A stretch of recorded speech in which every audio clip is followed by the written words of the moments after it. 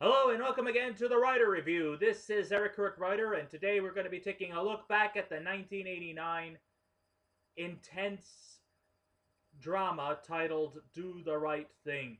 Now, Do the Right Thing was written, directed, and produced by Spike Lee. It was nominated for an Academy Award for Best Writing for Spike Lee. The score was done by Bill Lee, the cinematography by Ernest Dickerson. The editing was done by Barry Alexander Brown, and the stars of the movie are Spike Lee as Moki, Danny Aiello as Sal, Ruby Dee as the mother's sister, Ossie Davis as the mayor, Bill Nunn as Radio Raheem, John Turturro as Pino, Richard Edson as Vito, Giancarlo Esposito as Buggin' Out, John Savage as Clifton, not to mention Samuel L. Jackson as Mr. Senior Love Daddy. And, oh, yes, I should also mention Rosie Perez. This was her debut as Tina. And also, Martin Lawrence also has a role in there. I don't exactly remember what role he was. This was a very small role for him. But I do know that this was actually his movie debut. So what did I think of this movie? Well, Do the Right Thing was the third directing project for Spike Lee, who also wrote and starred in this film as well. This movie was the first of his to cause a bit of controversy outside the black community. This popular character study drama has conjured up two Oscar nominations in which Lee was nominated for Best Script Writing and star Danny Aiello was nominated for Best Supporting Actor. The controversy was over the in-your-face depiction regarding the racial tensions that has manifested in America over the years and even back in 1989. And even as I speak, it still has not been fully settled. Think of the Academy Awards as we speak. There's been a lot of stir and a lot of controversy too about how African Americans were not nominated at this year's Academy Awards.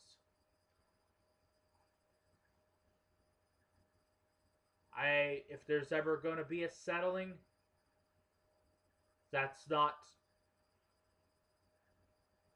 that's not up to me. I mean, I hope one of these days that we will come to some settling, to some negotiating. But until then, we'll just have to wait and see. Situated in the Bedford Stuyvesant area of Brooklyn during one of the hottest days of the summer, Do the Right Thing tells the events of immense racial friction that materializes in the mostly black populated community and enforcing rage behind it, which ends in an uproarious riot.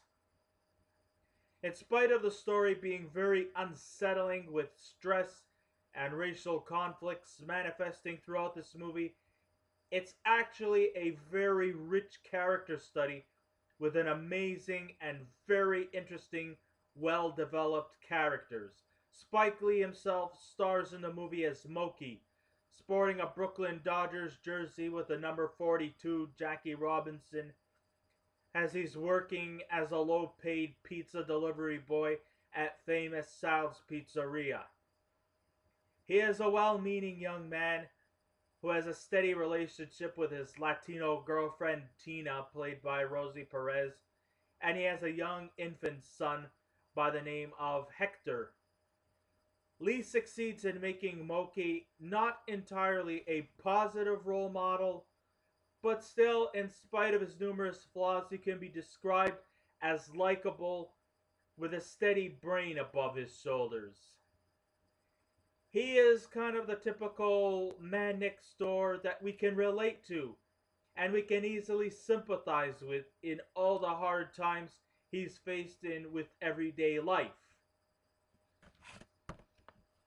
Sal Fragioni, played by Danny Aiello, is the owner of the pizzeria and one of the last remaining Italian Americans in in this part of the community. You see, he opened up the pizzeria back in 1964, and at the time, Bedford's Stewie Vassant was predominantly Italian American. There's a story about that in the late 60s, once the civil rights movement had started to come about. Um, More Italians were taking their exodus from the area, and the African Americans started to move into the area. So now most of his patrons have gone from being predominantly Italian to African American. He's a hard-working, dedicated businessman who for the last 25 years has taken pride that he's paid all his bills due to the loyal patrons who have consumed his food. To say he is a pleasant man is kind of a bit of a stretch. He's tough, he can be a bit mouthy, and he has a very short temper to the point of being a bit unethical at times. To say there's any good guys or bad guys in this movie is a total misnomer, because the protagonists are not all entirely likable, but also at the same time, the antagonists are also not all 100% hated. His elder son, Pino, played by John Turturro, is a chip off the old block, and he may probably express more volatile rage than his pappy. He's racist, and he's not afraid to express his racism, as of course he and Moki do not get along very well. Pino hates where he's working, and he's not afraid to express his bigotry. He hates his job, he hates his life, and he does zero to change it, almost as if he likes to be angry just for the sake of it. Hey, there was once a wise man that told me that the easiest emotions of the human psyche is anger. Even when we're at our happiest times, we seem to have the joys of talking about stuff that make us angry as opposed to stuff that make us happy. Why? Because it's more interesting to be angry than to be happy. When you engulf in a conversation, anger is actually the number one emotion people get. It's a study. It's a fact. Look it up. Psychology Today. He loves to ostracize his more laid-back younger brother Vito, played by Richard Edson, who he thinks is a pussy. Vito is actually close friends with Moki and accepts the ethnic diversity in the area and wants to be close friends with the African Americans and the Latino Americans who live in the area. Rounding out the residents in the area, we have somebody who is called the Mayor, played by Ossie Davis, who's an inebriated old codger who does small menial jobs just to pay the rent and get the drink. In spite of himself, everyone looks up to him like a father figure as he gives friendly advice to the kids in the streets. He even, I think, rescued a kid who was in the middle of the street who was almost to be run over. So, in spite of him being a flawed individual, he also renders a lot of sympathy.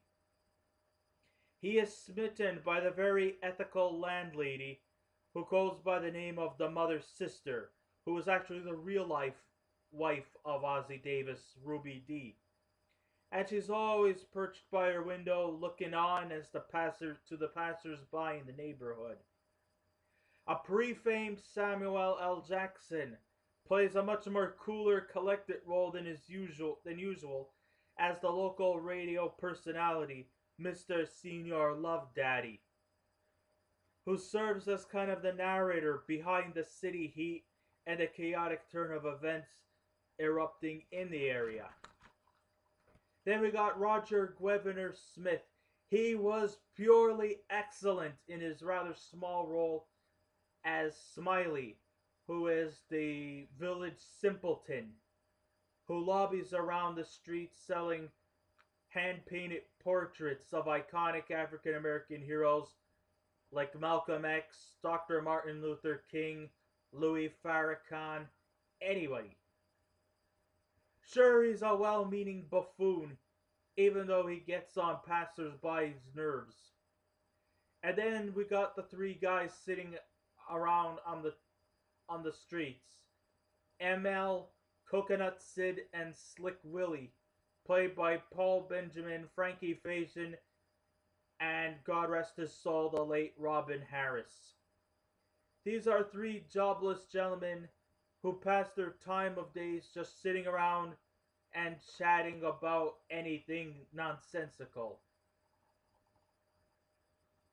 But the real scene-stealing performances in this film come from the characters of Buggin' Out, played by Giancarlo Esposito, and Radio Raheem, played by Bill Nunn. Buggin' Out is an extremely hot-tempered radical who refuses to dine at Sal's Pizzeria not because of the food, but because of his wall of fame. You see, at Sal's Pizzeria, Sal has pictures of famous people, but they're only Italian Americans. So you got Frank Sinatra, you got Dean Martin. No, Sammy Davis? Oh yeah, that's right. Sammy Davis is not Italian. So it's only just Dean Martin and Frank Sinatra. Let's see, who else do we have? Joe DiMaggio, okay. Al Capone. You call him famous?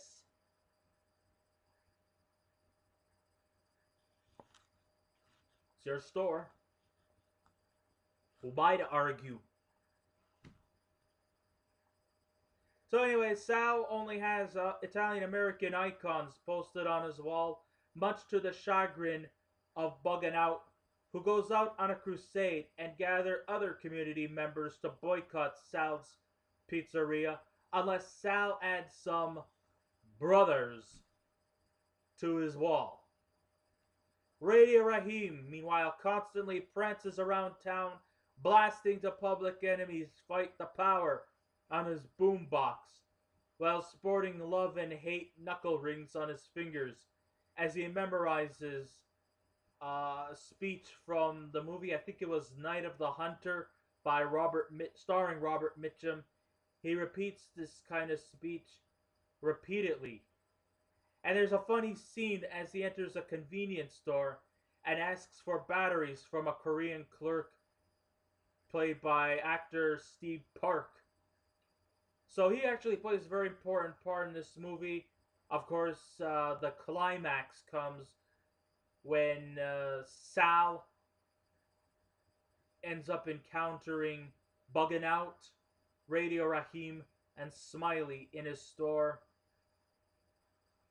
Buggin' Out is still demanding that he posts African Americans to his wall. Sal still refuses. Radio Raheem's radio is blasting. Sal keeps trying to impatiently tell him to turn that music off. And he just comes to the boiling point where Sal gets pissed off and he starts saying something, he starts shooting off the infamous N-word, and then he takes a baseball bat and he destroys Radio Raheem's prized boombox, which of course leads to Radio Raheem snapping, in which he practically almost chokes Sal to death. Had it not been for the police to intervene, which they grab their nightstick and they choke Radio Raheem. Radio Raheem falls to his death. Buggin' Out is arrested. Then after that, Moki takes a trash can and he smashes it through Sal's window. A riot breaks out, setting the place ablaze. Meanwhile, Smiley goes into the restaurant and finally hangs his portraits to Sal's restaurant, which is practically now in rubble. And then the next day, Moki comes over to Sal and demands his restitution. Sal gives him $500, but Moki says he only wanted $300. They argue, and then in the end, they reconcile. That's kind of like how the whole story goes. With a juxtapose of humor and drama in the script, Lee complements the film with his bright colors of yellows and browns to bring the mood and the intense atmosphere into a very frightening film that ends in an emotional, heartbreaking final climax, I should say, that ends in utter chaos. The racial tensions are quite in your face, like the one scene where various characters spew off racial hatred towards a certain ethnic group, which is quite shocking and quite disturbing at times. It's definitely a human test to see how far people will go through to get what they want. Do the Right Thing has definitely aged gracefully. Even after 27 years, racial tensions have not settled down, as equality is still in demand as we speak. Look at the Oscars for 2016, for example. So if I was to give Do the Right Thing a score out of 10, it drew my attention. It was a thought-provoking movie. Yes, it was disturbing. Yes, there was a lot of anger and a lot of tension in this movie, but it was still a very interesting character study, and for that, I give Do the Right Thing a 9. So I guess this ends my writer review. Thank you all for listening in. If you'd like to subscribe to my channel, please feel free to do so. If you wish to leave a comment, go right ahead. Just remember, be kind, be courteous, and don't be rude. And I will be back again with another movie review. So until next time, this is Eric Red Writer saying, keep watching those movies, and I'll see you around. Goodbye.